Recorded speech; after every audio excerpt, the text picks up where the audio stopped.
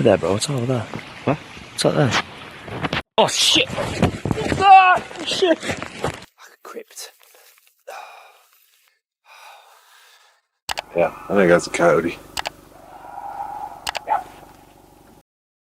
Some camping encounters become terrifying when a place feels wrong before anything even happens. One camper finds herself completely alone in a campground that should be full, while two brothers notice a dark figure watching them from a distance. Were they overreacting, or did they leave just in time? An experienced big game hunter was exploring the wilderness near Nordag, Alberta, Canada, setting out on what seemed like an ordinary trip through land he already knew well. Skilled at reading tracks and understanding animal behavior, he initially had no reason to believe this outing would be any different from countless others before it. Far inside an isolated section of forest, he discovered a large structure constructed from logs and branches. The formation looked deliberately assembled and clearly seemed out of place in the surrounding landscape. It did not resemble naturally fallen timber or any familiar type of hunting shelter, immediately creating questions about who or what had built it so deep in the wilderness.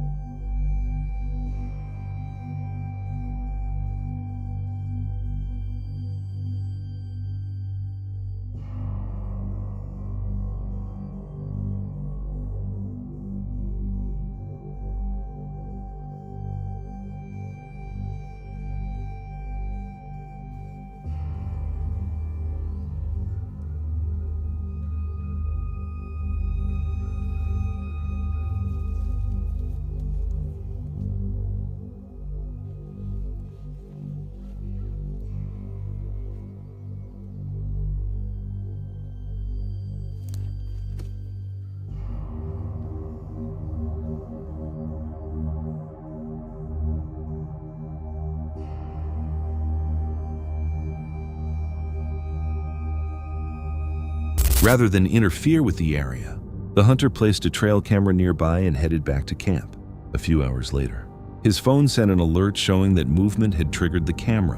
What appeared in the captured image was both unexpected and disturbing. The complete footage provides no definite explanation.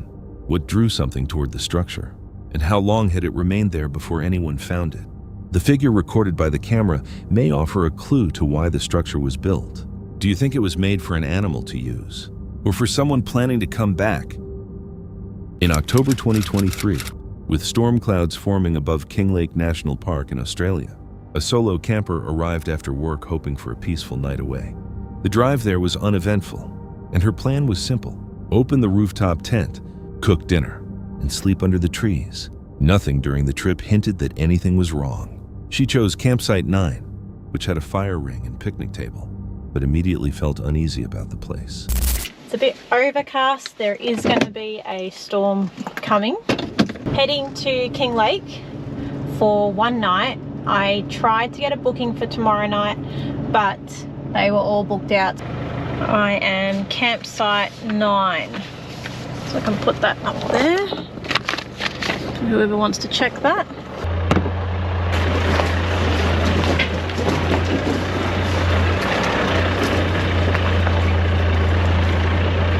Even though the park showed as fully booked, every nearby campsite remained completely vacant. No cars were parked around her, no voices could be heard, and nothing appeared to move anywhere nearby.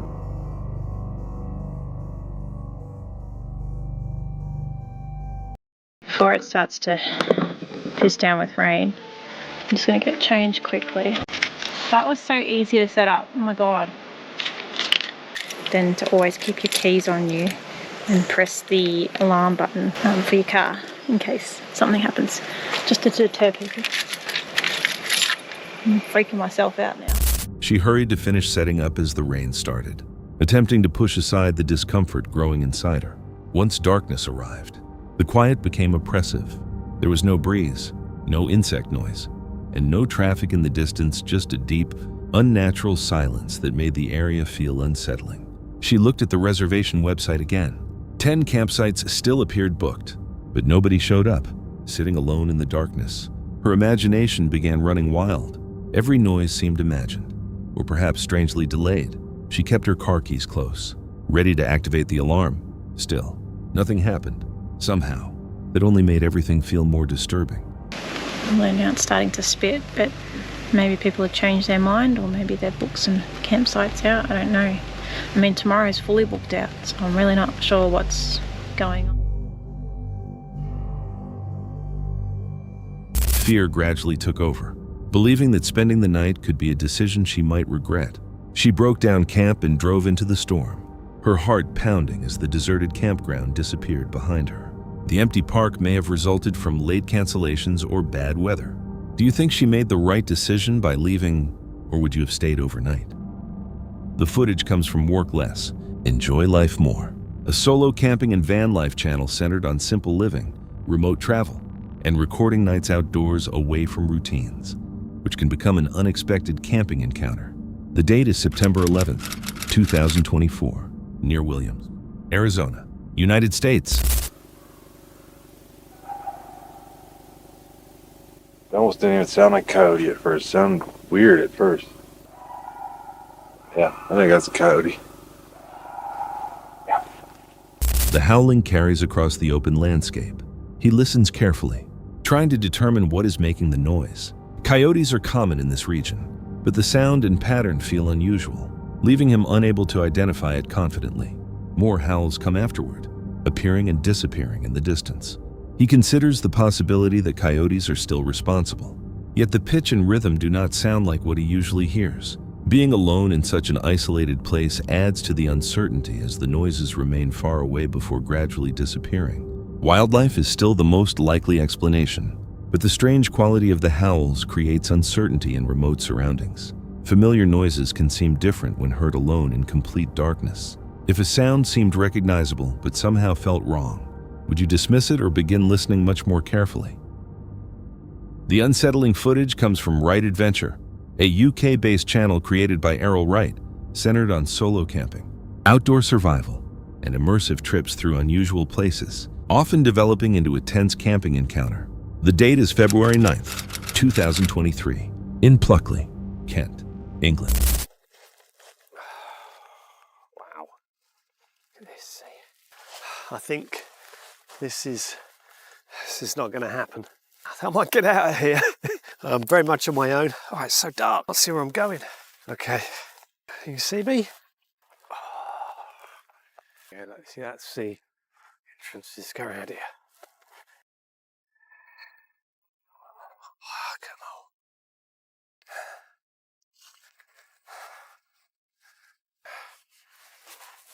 A bit spooky. Definitely a bit spooky. Like a crypt.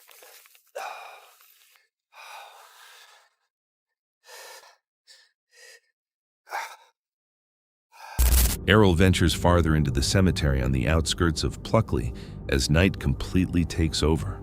Relying only on a flashlight for guidance, he passes between gravestones and narrow walkways, stopping now and then to check the area around him. The silence is interrupted only by faint noises in the distance that seem amplified by the quiet. As he continues deeper, the feeling of isolation grows stronger.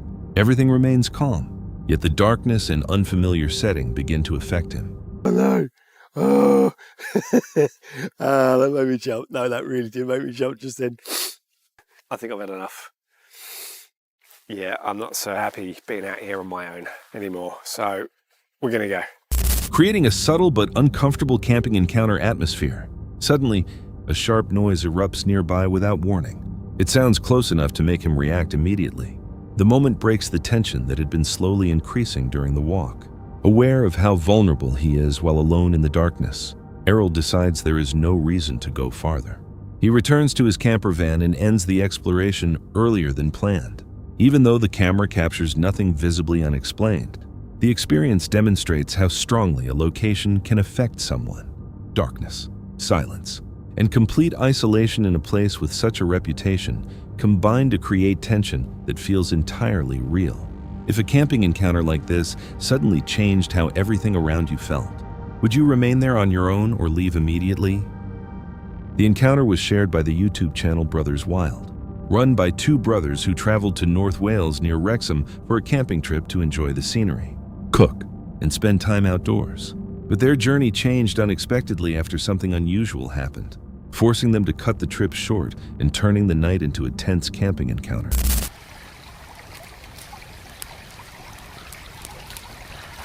So we're sitting here now and we're debating whether we should pack up or carry on because that guy was a bit weird, wasn't he?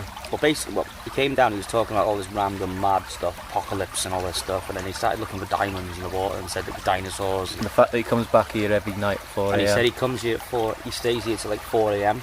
That we stay here all night. And so it's a bit iffy, you know, if he pisses off now and comes back with a load of glads. And the last thing you want to do is be drinking whiskey, fall asleep, and then have. Yeah.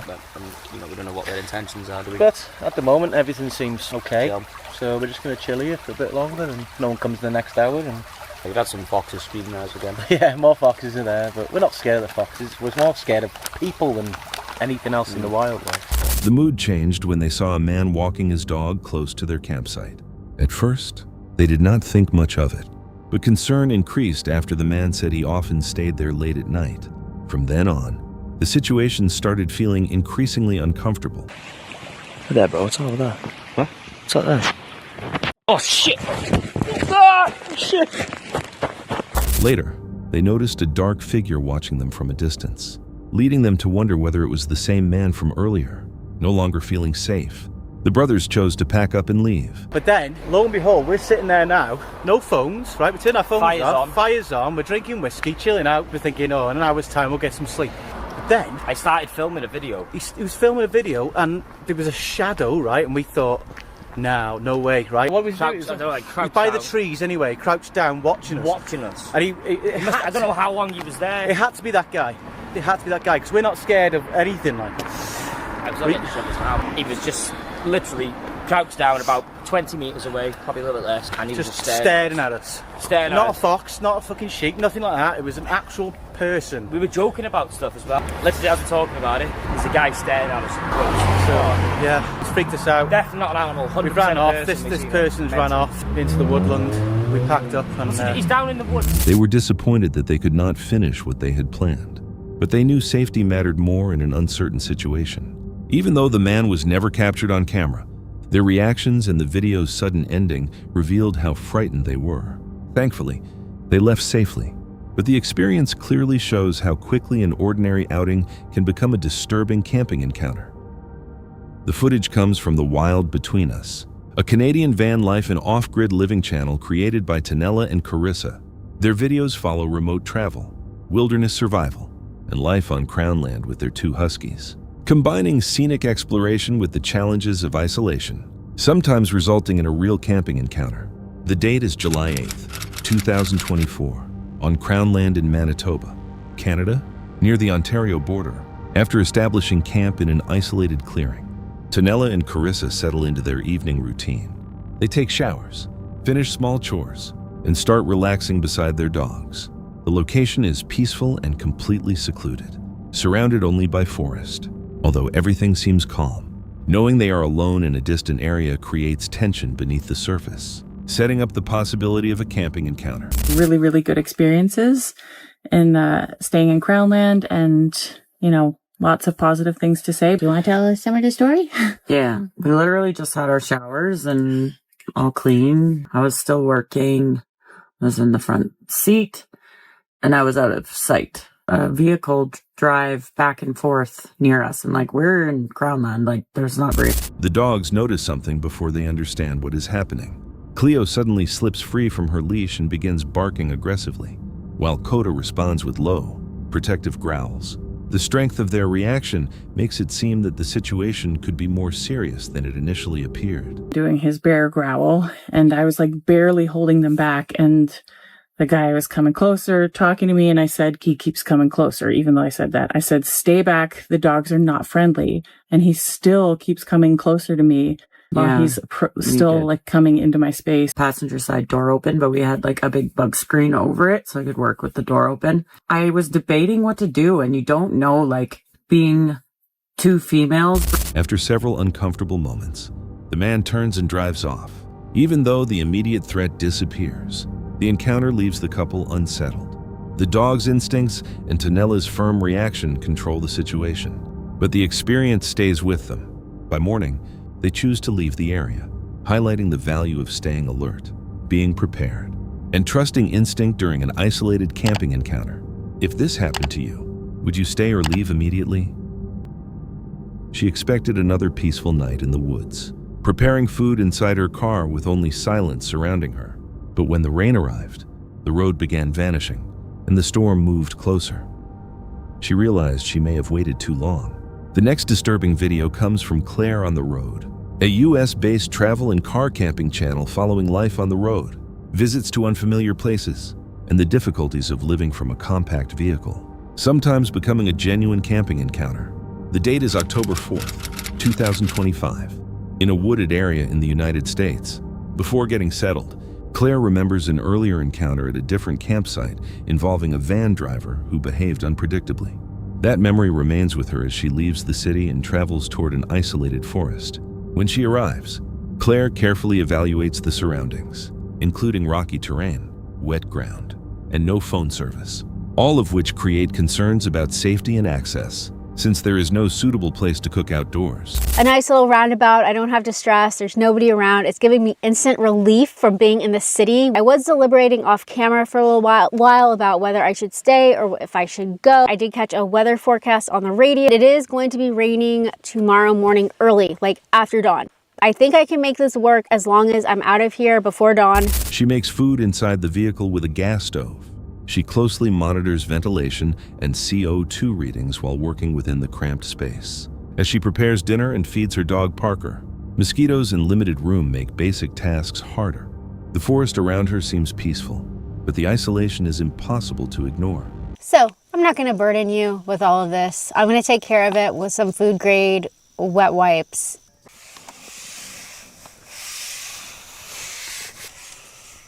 Even if it is slightly creepy out here, my opinion, it is more peaceful than creepy, but it's also not dark yet.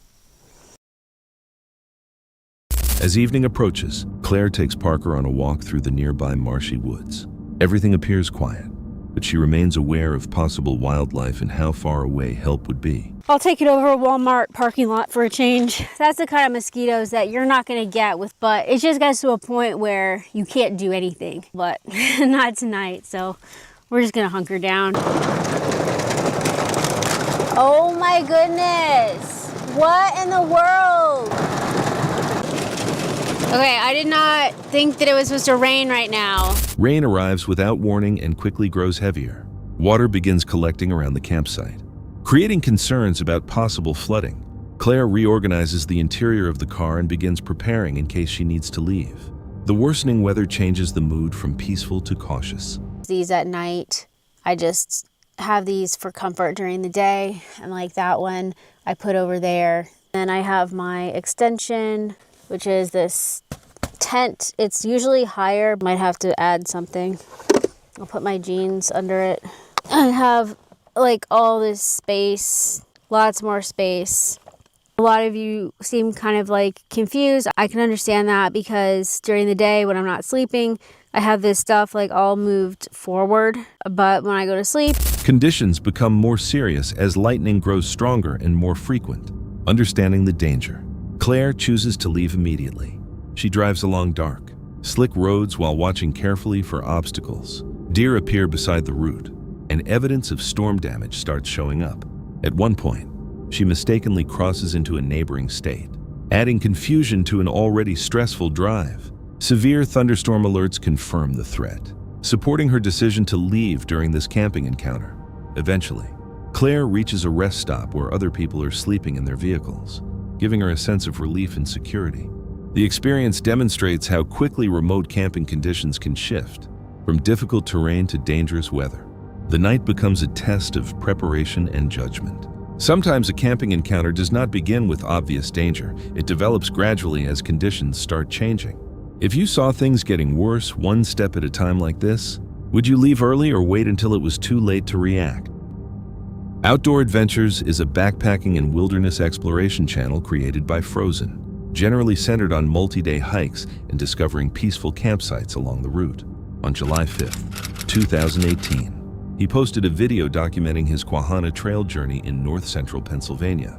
But one brief moment from the first night became a mystery.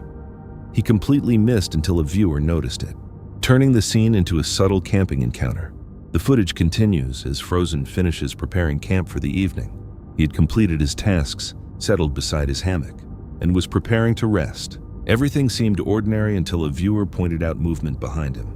After checking the exact timestamp, Frozen reviewed the clip and saw it himself for the first time. Something passing through the brush only a few feet behind his campsite, creating a quiet but unsettling camping encounter. I was camped in a pretty thick brush on night 1, and I'm pretty sure I would have heard an animal coming through that brush. A good day 2. I don't have to really worry about doing 20 miles tomorrow because we did 4 extra miles today. In the video, the shape appears to be a large animal, possibly a deer with a smaller one following behind. Frozen provides context by describing the campsite layout. 2 trees supporting his hammock, set slightly behind and to his right, facing the dense brush. From that position, but here you can see the campsite, the 2 trees that I'm attached to. I'm to the right of my hammock, pretty much touching my left hand on the right tree in this screen.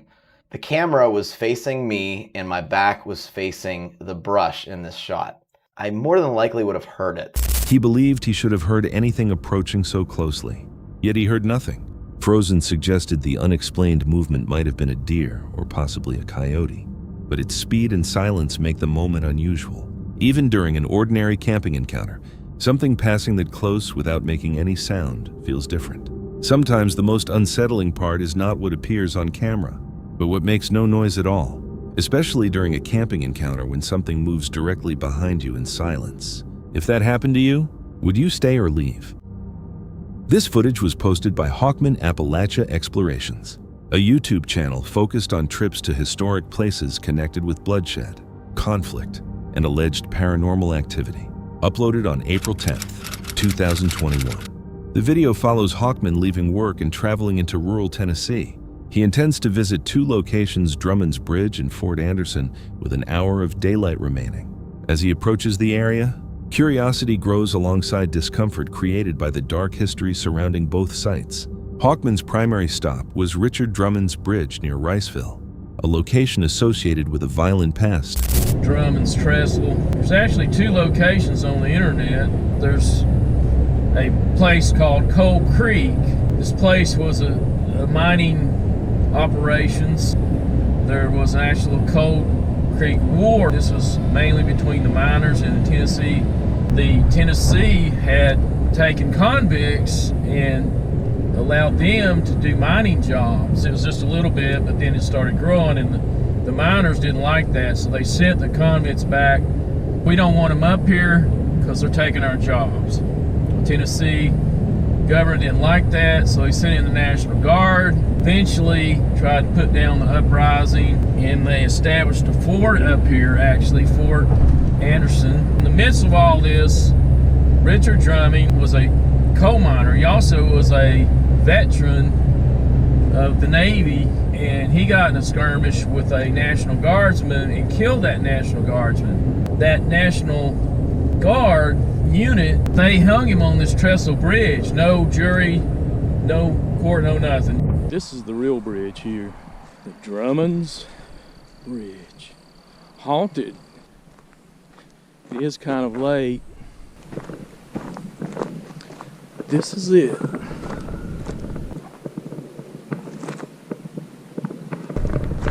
Had a lot of rain up here, a lot of flooding, and obviously we can see that.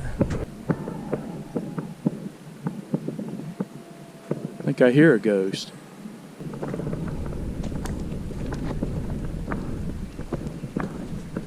That's it right there. Don't see any ghosts walking across it. Supposedly, right between those 2 piers right there is where he was hung. It's kind of hard to see with the trees. There we are. Should I walk across it? Get stuck? Here comes a 4-wheeler now. walking across it.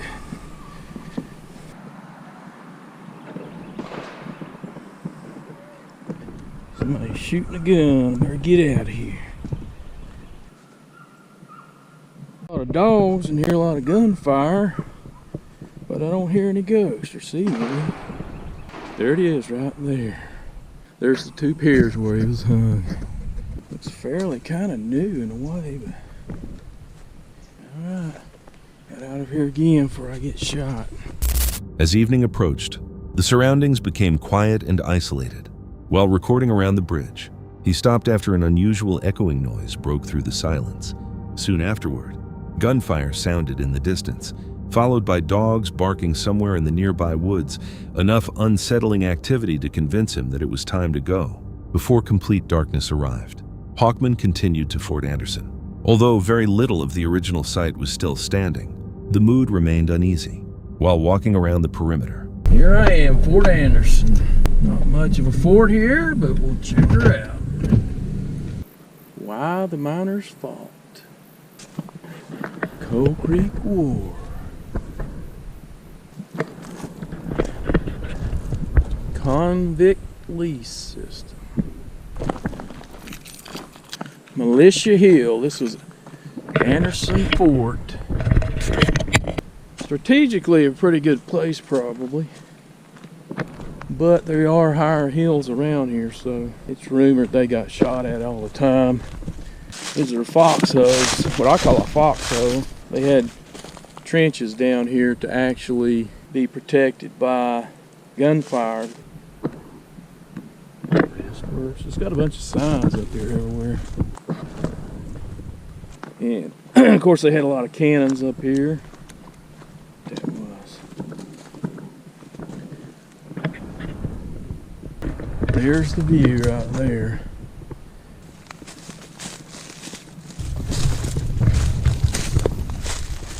I just hear somebody stopping at my vehicle.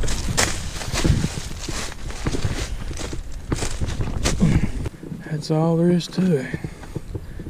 There she is. We're out of here. his concern increased when he thought someone might be close to his vehicle. With night approaching and no obvious source for the noises, he decided to leave, unable to shake the feeling that both places were less deserted than they seemed. The unease comes not from solid proof, but uncertainty, unclear locations, unexplained noises, and places marked by historical violence when the past offers no answers. How can we separate imagination, coincidence, and a warning worth taking seriously? This footage appeared online through an unidentified account, providing no information about the person filming or the location. The only detail is that several friends were wandering through a forest after dark with nothing more than flashlights and curiosity. What starts as an ordinary nighttime outing soon becomes deeply disturbing. As the recording goes on, unusual noises begin carrying between the trees, sounds that seem completely out of place.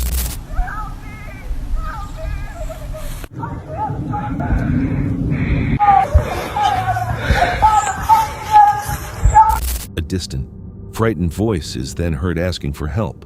Before anyone can respond, additional screams erupt, becoming louder and more chaotic before turning into a garbled, unnatural howl that leaves the group paralyzed with fear. Seconds later, the footage suddenly ends. Without any later update or explanation, viewers can only guess what produced those sounds. Was the entire incident a carefully planned prank, or did the camera record something none of the friends ever expected to find?